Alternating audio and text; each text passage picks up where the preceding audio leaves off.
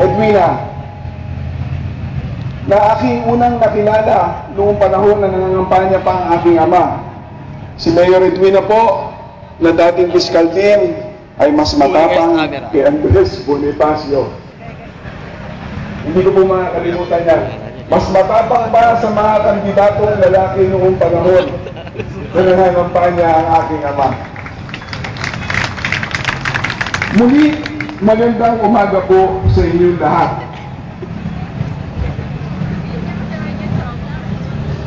Tunay nga, gaya ng sinabi ni Brother Narvaez, na matamis ang simoy ng hangin, lalo na sa parting ito ng naik.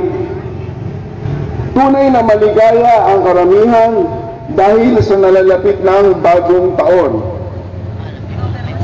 Ngunit mga kababayan kong taga-naik, sa gitna ng simoy ng hangin, sa gitna ng simoy ng kasiyahan, alam kong hindi nyo nakakalimutan ang libo-libo nating mga kababayan na hanggang ngayon ay nagluluksa sa trahedya dulot ng bagyong Sandong.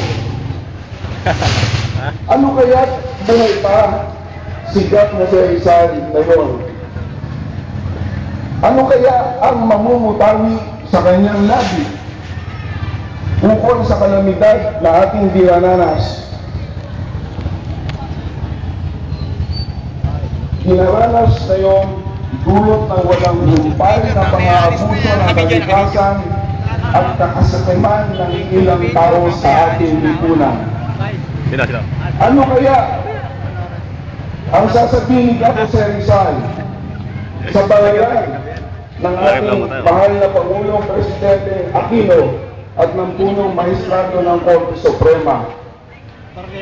Ano kaya ang magiging opinyon ni Gato Rizal tungkol sa tuwid na daan ni Presidente Noynoy Aquino?